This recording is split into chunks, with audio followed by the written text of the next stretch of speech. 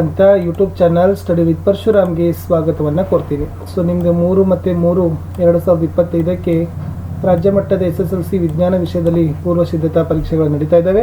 Already ನಾನು ಫಿಸಿಕ್ಸಲ್ಲಿ ನಿಮಗೆ ಒಂದು ಕ್ವಶನ್ ಪೇಪರ್ ಮತ್ತು ಕೀ ಆನ್ಸರ್ನ ಕೊಟ್ಟಿದ್ದೆ. ಸೊ ಇವಾಗ ಕೆಮಿಸ್ಟ್ರಿ ಮತ್ತು ಬಯೋದಲ್ಲಿರ್ತಕ್ಕಂಥ ಕ್ವಶನ್ ಆನ್ಸರ್ಸ್ಗಳನ್ನು ಸಹಿತ ನೋಡೋಣ. ಸೊ ಆಲ್ರೆಡಿ ಸೈನ್ಸಲ್ಲಿ ನೀವು 4 ಮಾಡಲ್ ಕ್ವಶನ್ ಪೇಪರ್ಗಳನ್ನು ನೋಡಬೇಕಾಗ್ತದೆ. ಮಾಡಲ್ ಕ್ವಶನ್ ಪೇಪರ್ 1, 2, 3, 4 ಆ 4 ಕ್ವಶನ್ ಪೇಪರ್ಗಳನ್ನು ನಮ್ಮ ಯೂಟ್ಯೂಬ್ ಚಾನಲ್ನಲ್ಲಿ ಸಾಲ್ವ್ ಮಾಡಿದ್ದೀವಿ. ಪ್ರತಿ ಪಾಠದ ಸ್ಕೋರಿಂಗ್ ಪ್ಯಾಕೇಜ್ ಕ್ವಶನ್ಸ್ ಹಾಕಿದ್ದೀವಿ. ಅದನ್ನೆಲ್ಲ ನೋಡಬೇಕಾದ್ರೆ ವಿಡಿಯೋದ ಡಿಸ್ಕ್ರಿಪ್ಷನ್ ಬಾಕ್ಸ್ನಲ್ಲಿ SSLC ಸ್ಯಾಂಡ್ ಪಾಸಿಂಗ್ ಆ್ಯಂಡ್ ಸ್ಕೋರಿಂಗ್ ಪ್ಯಾಕೇಜ್ 2025 ಅನ್ನೋ ಒಂದು ಪ್ಲೇ ಲಿಸ್ಟ್ ಲಿಂಕ್ ಅದ. ಅದನ್ನು ಒತ್ತಿ ನೋಡಿದರೆ ಎಲ್ಲ ವಿಡಿಯೋಗಳು ಸಿಗ್ತವೆ. ವಿಡಿಯೋಗೊಂದು ಲೈಕ್ ಮಾಡಿ, ನಿಮ್ಮ ಫ್ರೆಂಡ್ ಸರ್ಕಲ್ಗೆ ಶೇರ್ ಮಾಡಿ, ಸಬ್ಸ್ಕ್ರೈಬ್ ಮಾಡೋದನ್ನು ಮಾತ್ರ ಮರೆಯದಿರಿ. ಈ ಥರದ ಈಗಾಗಲೇ ನಾನು ಕನ್ನಡದಲ್ಲಿ, ಹಿಂದಿ, SS ಮತ್ತು ಮ್ಯಾಥ್ಸಲ್ಲಿ ಕ್ವಶನ್ಸ್ಗಳನ್ನು ಕೊಟ್ಟಿದ್ದೀನಿ. ಸೊ ನೋಡಿ, ಇದು ಸೈನ್ಸ್ ಇದೆ, ಇಂಗ್ಲೀಷ್ನಲ್ಲಿನೂ ಕೂಡ ಬೇಗನೆ ಲೈನಪ್ ಮಾಡ್ತಾರೆ. ರಸಾಯನಶಾಸ್ತ್ರದ ಬಹು ಆಯ್ಕೆ ಪ್ರಶ್ನೆಗಳಲ್ಲಿ ಮೊದಲ ಪ್ರಶ್ನೆ ಇತ್ತು, ತಾಮ್ರದ ಸಲ್ಫೇಟ್ ದ್ರಾವಣದಿಂದ ತಾಮ್ರವನ್ನು ಸ್ಥಾನಪಲ್ಲಟಗೊಳಿಸುವ ಲೋಹ ಯಾವುದು ಅಂತ ಕೇಳಿದ್ದಾರೆ. ಅದರಲ್ಲಿ ಆಯ್ಕೆ ಸಿ ಕಬ್ಬಿಣ ಅನ್ನೋದು ಸರಿಯಾದ ಉತ್ತರ ಬರ್ತದೆ. ಪ್ರಶ್ನೆ 15, ಪ್ರೊಪೆನಾಲ್ನ ಅನುರಚನೆಯಲ್ಲಿ ಕಂಡುಬರುವ ಏಕಬಂಧಗಳ ಸಂಖ್ಯೆ ಎಷ್ಟು? ಸರಿಯಾದ ಉತ್ತರ ಆಯ್ಕೆ ಎ 8. ಮುಂದಿನ ಪ್ರಶ್ನೆ, ಒಂದು ದ್ರಾವಣ ಕೆಂಪು ಲಿಟ್ಮಸ್ ಅನ್ನು ನೀಲಿ ಬಣ್ಣಕ್ಕೆ ಬದಲಾಯಿಸಿದರೆ ಅದರ pH ಮೌಲ್ಯ ಎಷ್ಟಿರ್ತದೆ? ಸೊ ಅದೇನಾಗಿರ್ತದಪ್ಪ ಅಂದ್ರೆ pH ಮೌಲ್ಯ 10 ಅಂತಕ್ಕಂಥದ್ದು ಆಗಿರ್ತದೆ. ಮುಂದಿನ ಪ್ರಶ್ನೆ 1 ಅಂಕದ ಪ್ರಶ್ನೆಗಳು. ಎಸ್, ಸೋಡಿಯಂ ಅನ್ನು ಸೀಮೆಯಲ್ಲಿ ಸಂಗ್ರಹಿಸಿಡೋರು ಏಕೆ ಅಂತ ಕೇಳಿದರೆ 17ನೇ ಪ್ರಶ್ನೆ. ಉತ್ತರ, ಸಾಮಾನ್ಯ ಉಷ್ಣತೆಯಲ್ಲಿ ಸೋಡಿಯಂ ಗಾಳಿ ಮತ್ತು ನೀರಿನೊಂದಿಗೆ ಬಹುಬೇಗ ವರ್ತಿಸಿರುವುದರಿಂದ ಸೀಮೆಯಲ್ಲಿ ಸಂಗ್ರಹಿಸಿ ಇಡ್ತಾರೆ. ಪ್ರಶ್ನೆ 18, ಸಾರರಿಕ್ತ ಹೈಡ್ರೋಕ್ಲೋರಿಕ್ ಆಮ್ಲವನ್ನು ಕ್ರಿಯಾಶೀಲ ಲೋಹಕ್ಕೆ ಸೇರಿಸಿದಾಗ ಬಿಡುಗಡೆಯಾಗುವ ಅನಿಲ ಯಾವುದು? ಈ ಕಬ್ಬಿಣದ ಸಾರರಿಕ್ತ H2SO4 ಜೊತೆಗೆ ಪ್ರತಿವರ್ತಿಸುವುದರ ಸರಿದೂಗಿಸುವ ರಾಸಾಯನಿಕ ಸಮೀಕರಣವನ್ನು ಬರೀರಿ ಅಂತ ಕೇಳಿದ್ದಾರೆ. ಸಿಂಪಲ್ ಆಗಿ ಬರೀಬೋದು. ಹೈಡ್ರೋಜನ್ ಅನಿಲ ಅದು ಬಿಡ್ತದೆ, ಅದರ ಸಮೀಕರಣ FeS + FeSO4aq it gives to FeSO4 + H2 gas ಅಂತಕ್ಕಂಥದ್ದನ್ನು ಬರೆದ್ರೆ ಸರಿ ಆಗ್ತದೆ. ಆದರೆ ಕಬ್ಬಿಣ ಸಾರರಿಕ್ತ ಸಲ್ಫೂರಿಕ್ ಆಮ್ಲದೊಂದಿಗೆ ಬೆರೆತಾಗ ಅದು ಕಬ್ಬಿಣದ ಸಲ್ಫೇಟ್ ಮತ್ತು ಹೈಡ್ರೋಜನ್ ಅನಿಲ ಬಿಡುಗಡೆ ಮಾಡ್ತದೆ ಅಂತ ಬರೆದ್ರೆ ಸಾಕು. ಪ್ರಶ್ನೆ 19, ಸಾರರಿಕ್ತ ಆಮ್ಲಗಳಿಂದ ಹೈಡ್ರೋಜನ್ ಅನ್ನು ಪಲ್ಲಟಗೊಳಿಸೋ 2 ಲೋಹಗಳನ್ನು ಹೆಸರಿಸ್ರಿ ಮತ್ತು ಹೈಡ್ರೋಜನ್ ಅನ್ನು ಪಲ್ಲಟಗೊಳಿಸದ 2 ಲೋಹಗಳನ್ನು ಹೆಸರಿಸ್ರಿ ಅಂತ ಕೇಳಿದ್ದಾರೆ. ಹೈಡ್ರೋಜನ್ ಅನ್ನು ಪಲ್ಲಟಗೊಳಿಸೋದು ಮೆಗ್ನೀಸಿಯಂ, ಸೋಡಿಯಂ. ಹೈಡ್ರೋಜನ್ ಅನ್ನು ಪಲ್ಲಟಗೊಳಿಸೋದು ಬೆಳ್ಳಿ ಮತ್ತು ತಾಮ್ರ. ಮುಂದಿನ ಪ್ರಶ್ನೆ 2 ಮಾರ್ಕ್ಸ್ ಕ್ವಶನ್, ನೀರಿನ ವಿದ್ಯುತ್ ವಿಭಜನೆಯಲ್ಲಿ ಉಪಯೋಗಿಸುವ ಉಪಕರಣಗಳ ಜೋಡಣೆಯ ಚಿತ್ರವನ್ನು ಬರೀರಿ. ಅದರಲ್ಲಿ ಈ ಗ್ರಾಫೈಟ್ ದಂಡವನ್ನು ತೋರಿಸ್ರಿ ಅಂತ ಕೇಳಿದರೆ ವೆರಿ ಇಂಪಾರ್ಟೆಂಟ್ ಆಗಿರ್ತಕ್ಕಂಥ ಕ್ವಶನ್ಸೇ ಇತ್ತು. ಸೊ ಏನು ಬರೀತೀರಿ? ಸೊ ಈ ಥರನಾಗಿರ್ತಕ್ಕಂಥ ಚಿತ್ರವನ್ನು ನೀಟಾಗಿ ತೆಗಿಬೇಕು. ಅದರಲ್ಲಿ ಗ್ರಾಫೈಟ್ ದಂಡವನ್ನು ನೀವು ಗುರುತಿಸಿದ್ರೆ ಸೊ ಖಂಡಿತವಾಗಿ ಏನಾಗ್ತದಪ್ಪ ಅಂದ್ರೆ ಈ ಥರದ್ದು ಪ್ರಶ್ನೆಯದು ಸರಿಯಾಗಿರ್ತಕ್ಕಂಥ ಉತ್ತರ ಬರ್ತದೆ. ಸೊ ಯಾವ ಭಾಗಗಳನ್ನು ಕೇಳಿದರೆ ಅದನ್ನೇ ಮಾತ್ರ ಗುರುತಿಸಿದರೆ ಸಾಕು. 21, ಸೋಡಿಯಂ ಸಲ್ಫೇಟ್ ಮತ್ತು ಬೇರಿಯಂ ಕ್ಲೋರೈಡ್ಗಳ ನಡುವೆ ಜರುಗುವ ರಾಸಾಯನಿಕ ಕ್ರಿಯೆಯನ್ನು ದ್ವಿಸ್ಥಾನ ಪಲ್ಲಟ ಕ್ರಿಯೆ ಅಂತಾರೆ. ಏಕೆ? ಈ ಕ್ರಿಯೆಯ ಸರಿದೂಗಿಸಿದ ರಾಸಾಯನಿಕ ಸಮೀಕರಣ ಬರೆಯಿರಿ ಅಂತ ಕೇಳಿದ್ದಾರೆ. ಸಿಂಪಲ್ ಆಗಿ ಬರುವುದು, ಈ ಸೋಡಿಯಂ ಸಲ್ಫೇಟ್ ಮತ್ತು ಬೇರಿಯಂ ಕ್ಲೋರೈಡ್ ಪ್ರತಿ ವರ್ತಕಗಳ ನಡುವೆ ಪರಸ್ಪರ ಅಯಾನುಗಳು ವಿನಿಮಯವಾಗ್ತವೆ. ಇದು BaCl2 + NaSO4 it gives to Ba2SO4 + 2 NaCl ಆಗ್ತದೆ. ಅಥವಾ ಇನ್ನೊಂದು ಏನು ಕೇಳಿದ್ದಾರೆ ನೋಡಿ, ಸುಣ್ಣದ ಕಲ್ಲಿನಿಂದ ಕ್ಯಾಲ್ಸಿಯಂ ಕಾರ್ಬೋನೇಟ್ ಸುಟ್ಟ ಸುಣ್ಣವನ್ನು ಪಡೆಯುವ ರಾಸಾಯನಿಕ ಕ್ರಿಯೆ ವಿಧ ಯಾವುದು? ಈ ಕ್ರಿಯೆಗೆ ರಾಸಾಯನಿಕ ಸಮೀಕರಣವನ್ನು ಬರೀರಿ. ಸೊ ಇದನ್ನು ವಿಭಜನಾ ಕ್ರಿಯೆ ಅಥವಾ ಉಷ್ಣ ವಿಭಜನಾ ಕ್ರಿಯೆ, ಅಂತರುಷ್ಣಕ ಕ್ರಿಯೆ ಅಂತ ಕರಿತೀವಿ. CaCO3ಗೆ ಉಷ್ಣ ಕೊಟ್ಟಾಗ CaO + CO2 ಆಗ್ತದೆ. ಮುಂದಿನ ಪ್ರಶ್ನೆ, ಉಭಯಧರ್ಮಿ ಆಕ್ಸೈಡ್ಗಳಂದ್ರೇನು? ಈ ಉಭಯಧರ್ಮಿ ಆಕ್ಸೈಡ್ಗಳಿಗೆ 2 ಉದಾಹರಣೆಗಳನ್ನು ಬರೀರಿ.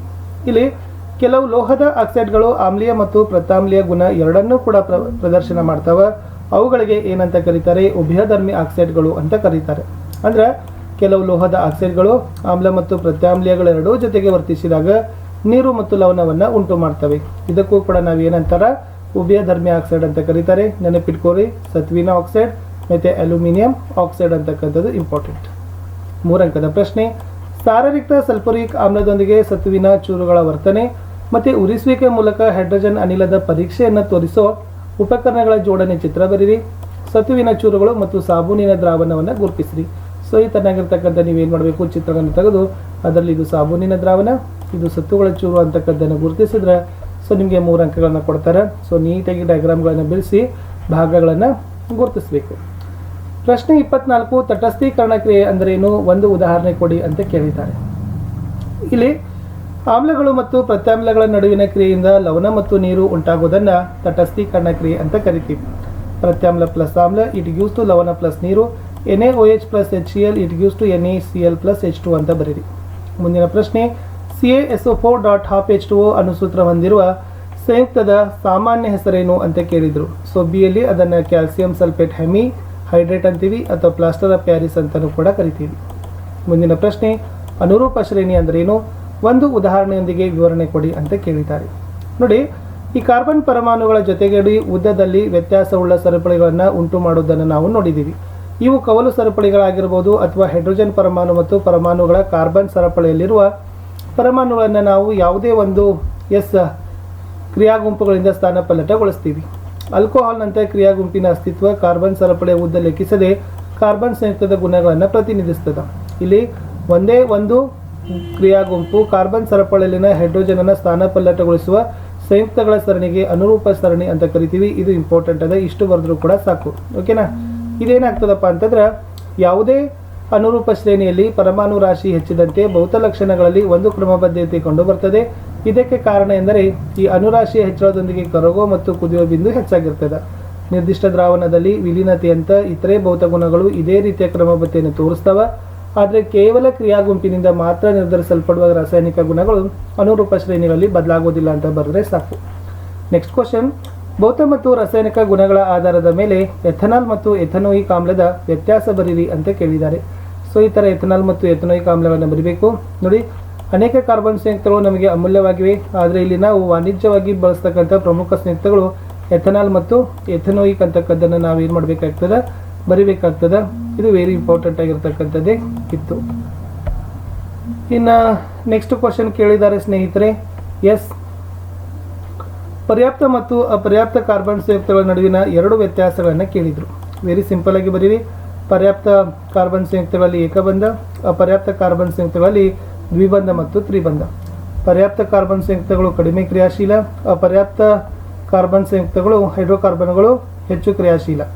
ಆಮೇಲೆ ಪರ್ಯಾಪ್ತ ಕಾರ್ಬನ್ ಕ್ರಿಯೆಗಳನ್ನು ಉರಿಸಿದಾಗ ಸ್ವಚ್ಛ ಜಾಲಿಯನ್ನು ಕೊಡ್ತದೆ, ಬಟ್ ಅಪರ್ಯಾಪ್ತ ಕಾರ್ಬನ್ ಸಂಯುಕ್ತಗಳನ್ನು ಉರಿಸಿದಾಗ ಹಳದಿ ಅಥವಾ ಕಪ್ಪು ಬಣ್ಣದ ಜ್ವಾಲೆಯನ್ನು ಅದು ಕೊಡ್ತದೆ. ಇನ್ನು ನೆಕ್ಸ್ಟ್ ಏನು ಕೇಳಿದ್ದಾರೆ ಅಂತಂದರೆ, ಇದು ಆದೇಶನ ಕ್ರಿಯೆಗೆ ಒಳಪಡ್ತದೆ. ಇದು ಸಂಕಲನ ಕ್ರಿಯೆ ಮತ್ತು ಆದೇಶನ ಕ್ರಿಯೆ ಎರಡಕ್ಕೂ ಒಳಪಡ್ತದೆ. ಇದಕ್ಕೆ ಉದಾಹರಣೆ ಆಲ್ಕೇನ್ ಮತ್ತು ಸೈಕ್ಲೋಆಕ್ಲೇನ್. ಇದಕ್ಕೆ ಉದಾಹರಣೆ ಆಲ್ಕೀನ್, ಆಲ್ಕೈನ್ ಮತ್ತು ಬೆಂಜಿನ್ ಅಂತಕ್ಕಂಥ ಬರೆದ್ರೆ ಸಾಕು. ಮುಂದಿನ ಪ್ರಶ್ನೆ, ಈ ಕೆಳಗಿನ ಕಾರ್ಬನ್ ಸಂಯುಕ್ತಗಳ ರಚನಾ ವಿನ್ಯಾಸಗಳನ್ನು ಬರಿಬೇಕು. ಬೆಂಜಿನ್ ಮತ್ತು ಬ್ಯೂಟೇನ್ ಅಂತ ಕೊಟ್ಟಿದ್ದಾರೆ. ಸೊ ಇದು ಬೆಂಜಿನ್ನ ಒಂದು ರಚನಾ ಸೂತ್ರ ನೋಡ್ಕೊಡ್ರಿ. ಇದು ಬ್ಯೂಟೇನಿನ ಸೂತ್ರ ಇದೆ. ಸೊ ಮೋಸ್ಟ್ ಇಂಪಾರ್ಟೆಂಟ್ ಆಗಿರ್ತಕ್ಕಂಥದ್ದಿತ್ತು. ಇದು ಎಥನಾಲ್ ಮತ್ತು ಎಥನೋಯಿಕನ್ನು ನಾನು ನೆಕ್ಸ್ಟ್ ನಿಮಗೆ ಕೊಡ್ತೀನಿ, ವೇಟ್. ಮುಂದಿನ ಪ್ರಶ್ನೆ, ಜೀವವಿಜ್ಞಾನ. ಸಸ್ಯಗಳಲ್ಲಿ ಝೈಲಮ್ನ ಕೆಲಸ ಏನು ಅಂತ ಕೇಳಿದರೆ, ಸೊ ಝೈಲಮ್ ಮಾಡ್ತಕ್ಕಂಥದ್ದು ಏನಪ್ಪ ಅಂದರೆ ನೀರಿನ ಕೊಳವೆ, ನೀರಿನ ಸಾಗಾಣಿಕೆ. ಪ್ರಶ್ನೆ 28, ಸಸ್ಯಗಳಲ್ಲಿ ಧನ ಗುರುತ್ವಾನುವರ್ತನೆಗೆ ಒಂದು ಉದಾಹರಣೆಗಳನ್ನು ಕೊಡಿ ಅಂತ ಕೇಳಿದ್ದಾರೆ. ಸೊ ಮಣ್ಣಿನ ಆಳಕ್ಕೆ ಬೇರುಗಳ ಬೆಳವಣಿಗೆ ಅನ್ನೋದು ಒಂದು ಉದಾಹರಣೆ ಆಗ್ತದೆ. 29ನೇ ಪ್ರಶ್ನೆ, ಸಸ್ಯಗಳ ಬೆಳವಣಿಗೆಯನ್ನು ಪ್ರತಿಬಂಧಿಸುವ ಹಾರ್ಮೋನ್ ಯಾವುದು ಅಂತ ಕೇಳಿದರೆ ಅದು ಅಬಸಿಕ್ ಆಮ್ಲ ಅಂತಕ್ಕಂಥದ್ದು. ಇನ್ನು ತಂದೆಯಿಂದ ವರ್ಣತಂತುವನ್ನು ಪಡೆದ ಜನಿಸಿದ ಮಗುವಿನ ಲಿಂಗ ಯಾವುದು ಅಂತ ಕೇಳಿದರೆ ಅದು ಹೆಣ್ಣು ಮಗು ಅಂತಕ್ಕಂಥದ್ದು. ಪ್ರಶ್ನೆ 31, ಇತ್ತೀಚಿನ ದಿನಗಳಲ್ಲಿ ಕ್ಲೋರೋಫ್ಲೋರೋಕಾರ್ಬನ್ ಮುಕ್ತ ರೆಫ್ರಿಜರೇಟರ್ಗಳನ್ನು ತಯಾರಿಸ್ತಾರೆ ಏಕೆ ಅಂತ ಕೇಳಿದರೆ, ಏಕೆಂದರೆ ಇದು ಸೂರ್ಯನ ನೆರಳಾತೀತ ಕಿರಣಗಳಿಂದ ಭೂಮಿಯನ್ನು ರಕ್ಷಿಸುವ ಓಝೋನ್ ಪದರದ ತೀವ್ರ ಕುಸಿತಕ್ಕೆ ಕ್ಲೋರೋಫ್ಲೋರೋಕಾರ್ಬನ್ಗಳು ಕಾರಣವಾಗಿದ್ದಾವೆ ಅಂತಕ್ಕಂಥ ಬರೆದ್ರೆ ನಿಮಗೆ ಅಂಕಗಳನ್ನು ಕೊಡ್ತಾರೆ. ಇನ್ನು 3 ಮಾರ್ಕ್ಸ್ ಕ್ವಶನ್ಸ್ಗೆ ಬರ್ತೀನಿ. ಸೊ 3 ಮಾರ್ಕ್ಸ್ ಕ್ವಶನ್ಸ್ನಲ್ಲಿ ಏನಿದಾವಪ್ಪ ಅಂತಂದ್ರೆ, ಜೈವಿಕ ವಿಘಟನೀಯವಲ್ಲದ ವಸ್ತುಗಳಿಂದ ಪರಿಸರದ ಮೇಲಾಗುವ ಯಾವುದಾದರೂ 2 ಪರಿಣಾಮಗಳನ್ನು ಬರೆಯಿರಿ ಅಂತ ಕೇಳಿದ್ದಾರೆ. ಸೊ ಇಲ್ಲಿ ಏನು ಬರಿಬೇಕಪ್ಪ ಅಂತಂದರೆ, ವೆರಿ ಮೋಸ್ಟ್ ಆಗಿರ್ತಕ್ಕಂಥದ್ದು ಉತ್ತರ, ನೈಸರ್ಗಿಕವಾಗಿ ಮರುಚಕ್ರೀಕರಣಕ್ಕೆ ಒಳಪಡೋದಿಲ್ಲ, ಪರಿಸರದವರಿಗೆ ದೀರ್ಘಕಾಲದವರೆಗೆ ಜಡವಾಗಿ ಉಳಿದು ಬಿಡ್ತವೆ, ಪರಿಸರ ವ್ಯವಸ್ಥೆಯಲ್ಲಿ ವಿವಿಧ ಹಂತಗಳಿಗೆ ಸೇರಿ ಅನೇಕ ಜೀವಿಗಳಿಗೆ ಹಾನಿ ಉಂಟು ಮಾಡ್ತವೆ, ಆಮೇಲೆ ಪರಿಸರ ಮಾಲಿನ್ಯವನ್ನು ಉಂಟು ಮಾಡ್ತವೆ ಅಂತ ಬರೆದ್ರೆ ಸಾಕು. ಇನ್ನು ಇನ್ನೊಂದು ಪ್ರಶ್ನೆ, ತ್ಯಾಜ್ಯ ವಿಲೇವಾರಿ ಮಾಡುವಲ್ಲಿ ಉಂಟಾಗುವ ಸಮಸ್ಯೆಗಳನ್ನು ಕಡಿಮೆ ಮಾಡುವಲ್ಲಿ ಯಾವುದಾದರೂ 2 ವಿಧಾನ ತಿಳಿಸಿ ಅಂತ ಕೇಳಿದ್ದಾರೆ. ಸೊ ಏನು ಮಾಡಬೇಕು, ಹಸಿ ಕಸವನ್ನು ಕಸಗಳ ವಿಂಗಡಣೆ, ಹಸಿ ಕಸವನ್ನು ಗೊಬ್ಬರವನ್ನಾಗಿಸಿ ಮರುಬಳಕೆ ಮಾಡೋದು, ಬಳಸಿ ಬೀಸಾಡುವ ವಸ್ತುಗಳನ್ನು ಕಡಿಮೆ ಮಾಡೋದು, ಪರಿಸರ ಸ್ನೇಹಿ ಪ್ಯಾಕೇಜಿಂಗ್ ವಿಧಾನಗಳನ್ನು ಬಳಸೋದು ಅಂತಕ್ಕದ್ದನ್ನು ನೀವು ಬರೆದ್ರೆ ಸೊ ನಿಮಗೆ ಖಂಡಿತವಾಗಿ ಅಂಕಗಳನ್ನು ಕೊಡ್ತಾರೆ. 33ನೇ ಪ್ರಶ್ನೆ, ಬಾಷ್ಪ ವಿಸರ್ಜನೆ ಎಂದರೇನು, ಯಾವ ಪ್ರಕ್ರಿಯೆಗಳು ಜೀವವನ್ನು ನಿರ್ವಹಿಸಲು ಅಗತ್ಯವಾಗಿದೆ ಎಂದು ನೀವು ಪರಿಗಣಿಸುವಿರಿ. ಜೀವಕಾರಿ ಕಿಣ್ವಗಳ ಕಾರ್ಯವೇನು ಅಂತ ಕೇಳಿದ್ದಾರೆ.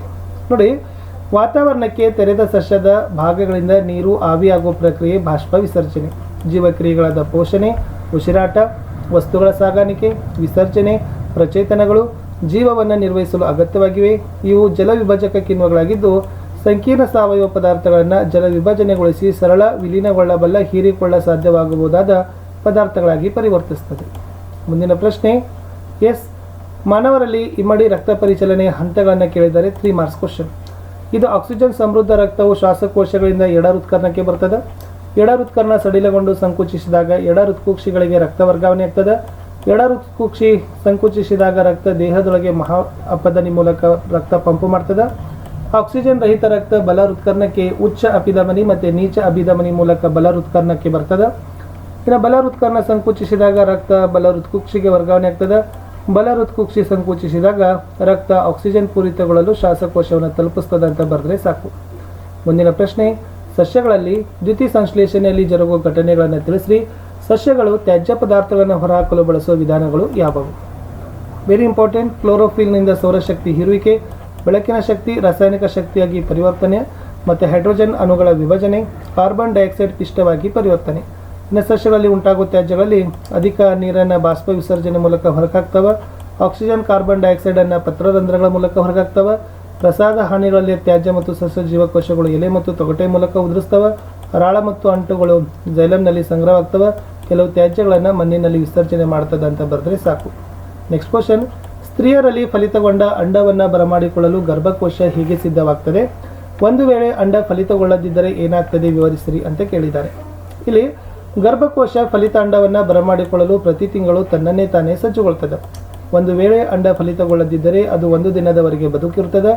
ಒಂದು ವೇಳೆ ಅಂಡ ಫಲಿತವಾಗದೇ ಇದ್ದರೆ ಒಳಸ್ತರೆಯು ನಿಧಾನವಾಗಿ ಬಿರುಕು ಬಿಟ್ಟು ರಕ್ತ ಮತ್ತು ಲೊಳೆಯ ರೂಪದಲ್ಲಿ ಹೊರಬರ್ತದೆ, ಅಂದರೆ ಋತುಚಕ್ರ ಉಂಟಾಗ್ತದೆ ಅಂತ ಬರೆದ್ರೆ ಸಾಕು. ಮುಂದಿನ ಪ್ರಶ್ನೆ, ಜೀವಿಯೊಂದು ಸಹ ತನ್ನ ಜೀವಿತ ಕಾಲದಲ್ಲಿ ಗಳಿಸಿದ ಅನುಭವಗಳು ಮುಂದಿನ ಪೀಳಿಗೆಗೆ ಅನುವಂಶೀಯವಾಗುವುದಿಲ್ಲ ಎಂಬ ಪರಿಕಲ್ಪನೆಯನ್ನು ಒಂದು ನಿದರ್ಶನದ ಸಹಾಯದಿಂದ ವಿವರಿಸಿ. ಅಲ್ಲಿ ಅಲೈಂಗಿಕ ಅಂಗಾಂಶಗಳಲ್ಲಾದ ಬದಲಾವಣೆ ಲಿಂಗಾನುಕೋಶದ DNA ವರ್ಗಾವಣೆಯಾಗುವುದಿಲ್ಲ. ಉದಾಹರಣೆಗೆ, ಇಲಿಯೊಂದರ ಸಂತತಿ ಅಭಿವೃದ್ಧಿ ಮಾಡಿದರೆ ನಮ್ಮ ನಿರೀಕ್ಷೆಯಲ್ಲಿರುವಂತೆ ಅವು ಬಾಲಗಳನ್ನು ಹೊಂದಿರ್ತವೆ. ಈಗ ಪ್ರತಿ ಪೀಳಿಗೆಯಲ್ಲಿ ಇವುಗಳ ಬಾಲವನ್ನು ಶಸ್ತ್ರಚಿಕಿತ್ಸೆ ಮೂಲಕ ಹೊರತೆಗೆದರೆ ಬಾಲವಿಲ್ಲದ ಇಲಿಗಳಿಂದ ಬಾಲವಿರುವ ಇಲಿಗಳು ಹುಟ್ಟುತ್ತವೆ. ಏಕೆಂದರೆ ಬಾಲವನ್ನು ಕತ್ತರಿಸಿದರೆ ಲಿಂಗಾನುಕೋಶಗಳು ವಂಶವಾಹಿಗಳು ಬದಲಾಗೋದಿಲ್ಲ. ಆದ್ದರಿಂದ ಜೀವಿ ತನ್ನ ಜೀವಿತಾವಧಿಯಲ್ಲಿ ಪಡೆದ ಅನುಭವಗಳನ್ನು ಇತರ ಸಂತತಿಗೆ ವರ್ಗಾವಣೆ ಮಾಡಲಿಕ್ಕೆ ಸಾಧ್ಯ ಇಲ್ಲ. ಮುಂದಿನ ಪ್ರಶ್ನೆ, ಶುದ್ಧ ಗಿಡ್ಡ ಬಟಾಣಿ ಸಸ್ಯವನ್ನು ಶುದ್ಧ ಎತ್ತರದ ಬಟಾಣಿ ಸಸ್ಯಗಳೊಂದಿಗೆ ಸಂಕಲನ ಮಾಡಿರಿ. ಏಕತಳೀಕರಣದ F2 ಪೀಳಿಗೆಯಲ್ಲಿ ದೊರೆಯುವ ಫಲಿತಾಂಶದ ಚಕ್ಕರ್ ಬೋರ್ಡನ್ನು ಬರೀರಿ. ದೊರೆತ ಸಸ್ಯಗಳ ವಿಧಗಳ ಅನುಪಾತವನ್ನು ಬರೀರಿ ಅಂತ ಕೇಳಿದ್ದಾರೆ. So very simple.